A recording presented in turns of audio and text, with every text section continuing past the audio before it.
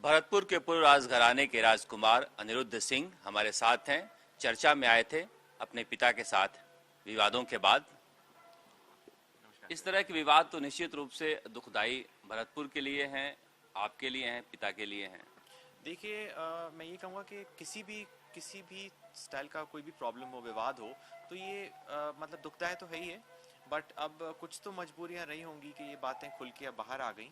तो अब इसके बाद और मैं क्या कहूँगा, यही कहूँगा कि मेरी मदर और मैं एक साथ हैं और साथ मिल के हम लोग इसको सॉल्व करेंगे। मैं तो बस यही कहूँगा। आपके पिता सचिन पायलट के साथ गए थे, अभी कहाँ हैं, क्या स्थिति है उनकी? सबसे ज़्यादा उहापोह की स्थिति उनको लेकर बनी हुई है। क्या विवाद का विषय यह भी था? नहीं, ये बिल्कुल भी कोई भी कंट्रोवर्सी की वजह ये जो उठापटक है यहाँ पे बिल्कुल भी नहीं थी। और मेरी तो मेरे पिताजी से अभी 3 महीने से बातचीत नहीं हुई है। तो जो भी मैं देखता हूँ वो मीडिया में देखता हूँ, आप जैसे वेल विशर्स मुझे बताते हैं। तो वो किस कैंप में हैं, किस तरफ हैं, क्या चाहते हैं, इसका तो मैं कुछ नहीं कह सकता। इसका जवाब तो वही वो आपको देंगे। मैं आपसे कह सकता हूँ कॉन्फिडेंस के साथ कि मैं पायलट साहब के साथ था, हूँ और आगे भी रहूँगा। इस बात पे कोई भी डिबेट नहीं है कि मेरा स्टैंड क्या है। मैं कोई एमएलए नहीं हूँ, मैं कोई पद पे नहीं हूँ, लेकिन as a well wisher of Pilot साहब, as a common man of Rajasthan, मैं पायलट साहब के साथ हूँ। और पायलट साहब ने जो कुछ भी पहले मेरे लिए जो कुछ भी काम किए हैं, मैं उसका एहसानमंद हूँ और मैं हमेशा पायलट साहब के साथ ही रहूँगा। आपके पिताजी भी पायलट के साथ थे, क्या या हैं पता नहीं, तो क्या वजह रही? क्या उस समय तो आप लोग साथ रहे होंगे पिता पुत्र, क्या बातचीत होती थी पायलट साहब को लेकर? देखिए, मेरा हमेशा ये मानना है कि पॉलिटिकल व्यूज़ सबके इंडिपेंडेंट होने चाहिए। एक घर में भी अगर डेमोक्रेसी रखें तो पॉलिटिकल व्यूज़ सबके इंडिपेंडेंट होने चाहिए। जी, जब वो भी पायलट साहब के साथ ओपनली थे और मैं तो था ओपनली साथ, तो कई बार बात होती थी और यही बात होती थी कि पायलट साहब को और स्ट्रॉन्ग कैसे किया जाए, पायलट साहब के हित में हम और क्या काम कर सकते हैं, पायलट साहब के लिए हम लोग किस क्या क्या चीज़ कर सकते हैं कि हम पायलट साहब के लिए हेल्पफुल हों। बस यही बात होती थी और पायलट साहब के हित में ही बात होती थी। तो राजनीति में आने का इरादा है आपका?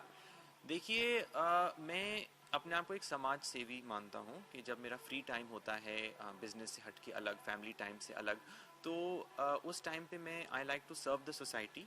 लेकिन पॉलिटिक्स पार्ट टाइम नहीं है। नहीं, पार्ट टाइम जॉब नहीं है। I am not saying that I am part time. मैं ये कह रहा हूँ कि आई लाइक टू, मैं एक समाज सेवी हूँ और समाज सेवा करते करते अगर मेरे को किसी नेता से इंस्पिरेशन आया है तो पायलट साहब से आया है। इस बारे में मैंने पायलट साहब से बहुत बातें करी हैं। एंड एज पायलट साहब से अपना कर्म करो, तो मैं अपना काम कर रहा हूँ। आगे पॉलिटिक्स में क्या टर्न लूँगा मैं, क्या नहीं लूँगा, ये मेरी और पायलट साहब की बैठ के अभी तक बात नहीं हुई है। He is also extremely busy, मैं भी थोड़ा अपने काम में लगा रहता हूँ। तो जब टाइम आएगा तब इस बारे में डिस्कस करके पायलट साहब से मैं आपको ज़रूर इन्फॉर्म करूँगा। लेकिन अभी तो यही है कि अपना कर्म करो, अपनी तो सेवा करो। अगले विधानसभा चुनाव में पिता भी चुनाव लड़ेंगे और पुत्र भी? नहीं, देखिए, पिता लड़ेंगे कि नहीं है कि आप तो उनसे पूछना होगा। मेरे लिए मैं ये कहूँगा कि अभी इस बार मैं मना भी नहीं कर रहा हूँ और मैं हाँ भी नहीं कर रहा हूँ। इस बारे में मेरी अभी पायलट साहब से कोई डिस्कशन नहीं हुआ है। मेरे लिए आगे पॉलिटिक्स में क्या रणनीति होगी या क्या डायरेक्शन मुझे पायलट साहब देंगे, एज अ जैसे हम लोग एक कॉर्पोरेट ऑफिस में बैठ के एक एम्प्लॉय अपने बॉस के साथ, मैनेजर के साथ बात करता है, उसी प्रकार से मुझे पायलट साहब के साथ बैठ के बात करनी होगी। लेकिन इस टाइम में जब पायलट साहब की प्लेट में ऑलरेडी इतने काम हैं, इतने प्रॉब्लम से पायलट साहब डील कर रहे हैं, मैं उसमें बीच में अपना लगाऊं तो ठीक नहीं है। जब टाइम आएगा तो पायलट साहब ज़रूर मुझे गाइड करेंगे और आगे का मतलब डायरेक्शन देंगे। अच्छा, लोग कहते हैं कि इकलौता बेटे हैं विश्वेंद्र सिंह को, सारी संपत्ति तो इन्हीं को होनी है, फिर झगड़ा किस बात का है? झगड़ा संपत्ति का नहीं है। जो पहली बात तो वो शायद ये नहीं समझते हैं इकलौते बेटे वाले, और ना मुझे कोई चाहिए। मैं तो कई साल से मेरी मदर और मैं तो अपना सपोर्ट खुद कर रहे हैं और इस बारे में मैं और तो कुछ भी नहीं कहूँगा। इतना ही कहूँगा कि झगड़ा संपत्ति का नहीं है, लेकिन जो ट्वीट में जो बातें लिखी हुई थी उन सब प्रॉब्लम्स को भी तो सॉल्व करें। संपत्ति का क्या झगड़ा हो सकता है? तो एंसेस्ट्रल प्रॉपर्टी है ना, वो बेच सकते हैं ना। मैं कोई भी एंसेस्ट्रल प्रॉपर्टी हम वही लोग बात थी, वही कह रहे हैं ये भी कि मुझ पे आरोप लगाया गया कि संपत्ति बेचना चाहते हैं, तुम तो बेच ही नहीं सकते हैं। आप उनसे ये पूछिए ना कि वो कितने कर्ज में है और उसको बेचने के लिए भरतपुर पैलेस की सेल चुपचाप कितने करोड़ में कर रहे थे, वो भी ज़रा बात पूछ लीजिएगा उनसे आप। अगर ये बात है तो, अगर वो आरोप लगाते हैं तो इस बात का जवाब देना वो। वो ये भी कहते हैं कि आपकी माँ को उन्होंने सांसद बनाया, विधायक बनाया, जितना सम्मान आरपीएससी में मेंबर बनाया, जितना सम्मान दे सकते थे सब कुछ दिया है। नहीं, देखिए, कोई किसी को किसी पोजीशन पे ऐसे नहीं बैठा सकता। जनता कोई बेवकूफ़ नहीं। कहना कि मेरी वजह से ये वहाँ बैठी हैं, ये बहुत गलत होता है, क्योंकि आप क्या कहना चाह रहे हैं कि जो भरतपुर की जनता है इतनी बेवकूफ़ है? भरतपुर की जनता बहुत ही सभ्य जनता है, बहुत ही एजुकेटेड जनता है। उन्होंने मेरी मदर में कोई कैपेबिलिटी देखी होंगी, तभी वो एक बार सांसद बनी, उसके बाद एक बार वो बनी क्या कहते हैं, लीग से विधायक बनी। और उसके आगे जो उनको पॉलिटिकल अपॉइंटमेंट्स दिए गए, तो जो भी चीफ मिनिस्टर ने उनको पॉलिटिकल अपॉइंटमेंट्स दिए, चाहे वो वसुंधरा जी हों, चाहे वो हमारे गहलोत साहब हों, तो उनकी कैपेबिलिटी देख के ही तो पॉलिटिकल अपॉइंटमेंट्स दिए होंगे। किसी की वाइफ होने से या किसी के कोई पॉलिटिकल कनेक्शन से थोड़ी मिल जाएंगी आपको ये चीज़ें। आप में कैपेबिलिटी है तभी तो आपको वो जो अपॉइंटमेंट्स है वो आपको दिए गए हैं। ऐसे थोड़ी है कि बस किसी की वाइफ है तो उठा के अपॉइंटमेंट दे दो, ऐसे थोड़ी होता है। आपकी माँ आपका मेंटर बनेंगी या वो भी पॉलिटिक्स में आएंगी, क्योंकि वो भी पॉलिटिक्स में रही हैं? देखिए, वो पॉलिटिक्स में रही हैं और कम समय के लिए मतलब वो रह पाई, क्योंकि उनको as a role of a mother और एज अ हाउस वाइफ उनको अपना रोल काफ़ी सीरियसली उन्होंने लिया है लाइफ में। तो मेंटर तो मेरी वो लाइफ में हर चीज़ में है, पर्सनल लाइफ में, प्रोफेशनल लाइफ में, सोशल वर्क में, पॉलिटिक्स में, वो तो मेरी मेंटर हमेशा हैं। और अगर मेरी माँ वापस आना चाहें एक्टिव पॉलिटिक्स में, तो मेरे से ज़्यादा और कौन उनको हेल्प करेगा। मैं तो बहुत खुश होऊंगा जिस दिन वो बोलेंगी कि मैं एक्टिवली वापस आ रही हूँ, मैं तो बहुत खुश होऊंगा और मैं पूरी अपनी जी जान लगा दूंगा उनका काम करने। बहुत लोग, मैं पढ़ रहा था सोशल मीडिया पर कमेंट कि बहुत लोग उस ट्वीट से खुश भी नहीं थे कि अपने पिता को शराबी कहना, जी, कर्ज में डूबा कहना। बहुत लोगों ने कहा कि आप कैसे बेटे हैं। तो इस तरह की प्रतिक्रिया कैसे देखते हैं आप?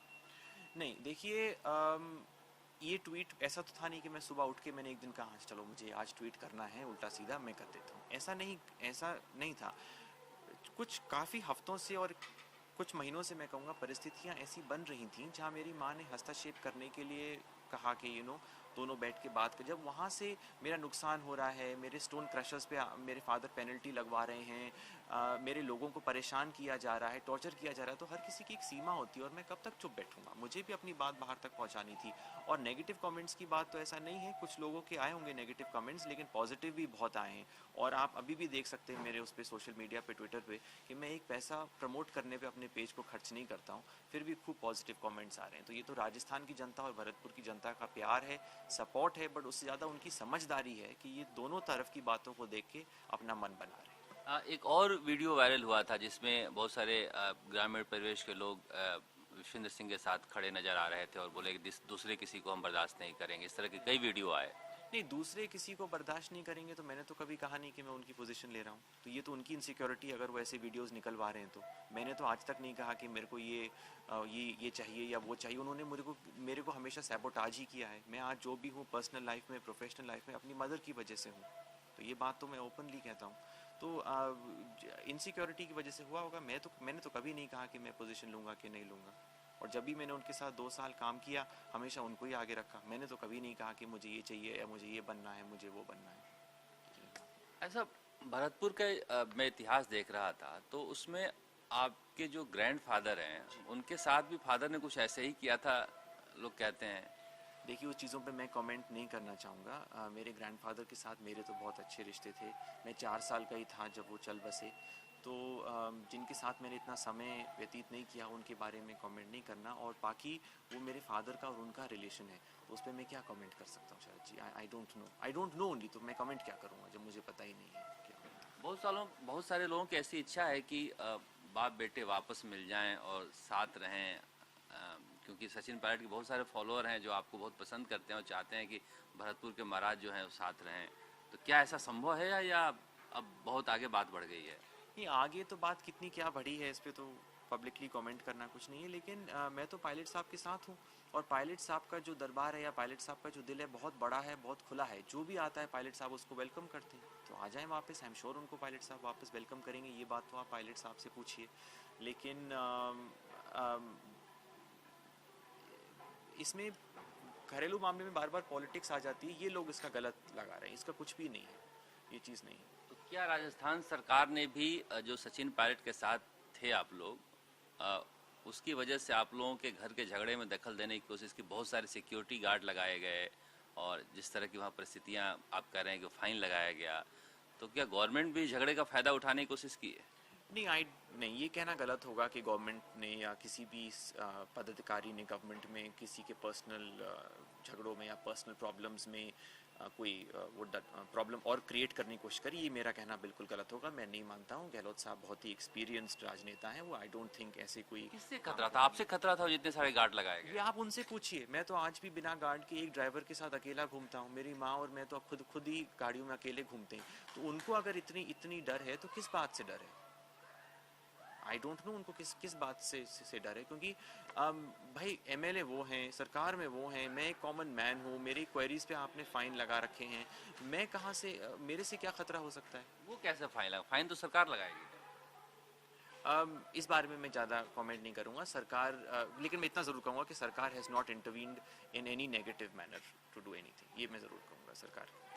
तो अब क्या चाहते हैं आपने कुछ सोचा है कि भरतपुर में कुछ राजनीति करना चाहते हैं, बिजनेस में समय जाया करना चाहते हैं, बिताना चाहते हैं? क्या सोचा है? कुछ फ्यूचर प्लान है आपका? जी बिल्कुल, बहुत ही अच्छा और क्लियर फ्यूचर प्लान है। मैं भरतपुर में समाज सेवा करना चाहता हूँ। वो अगर मेरे को राजनीति में ले जाए तो इस बात का फैसला, जैसे मैंने कहा, पायलट साहब से बैठ के मैं बात करूँगा। राजनीति कोई इनकम का ज़रिया नहीं है, तो बिज़नेस पे बिल्कुल मैं फोकस करूँगा। अभी सारे प्रॉब्लम्स की वजह से जो नुकसान हुआ है वो भी मेरे को पूरा रिकवर करना है, तो मैं उस पर वो करूँगा फोकस। और बाकी सब ऊपर वाले और मेरी माँ के हाथ में, जो उनका आशीर्वाद मुझे जहाँ ले जाए, मैं जो भी करूँगा उसमें अपना मैं 100% दूंगा। शरद जी, ये मैं कहना। अनिरुद्ध सिंह कह रहे हैं मेरे पास माँ है। तो इस तरह से भरतपुर की जो नई पीढ़ी है वो राजनीति में आने के लिए तैयार है। अब भरतपुर की जनता किस तरह से वेलकम करती है, हालांकि इनका कहना है कि सचिन पायलट के शागिर्द के रूप में वह अपना राजनीतिक कैरियर आगे बढ़ाना चाहेंगे। कैमरामैन चेतन के साथ शरद कुमार, जयपुर।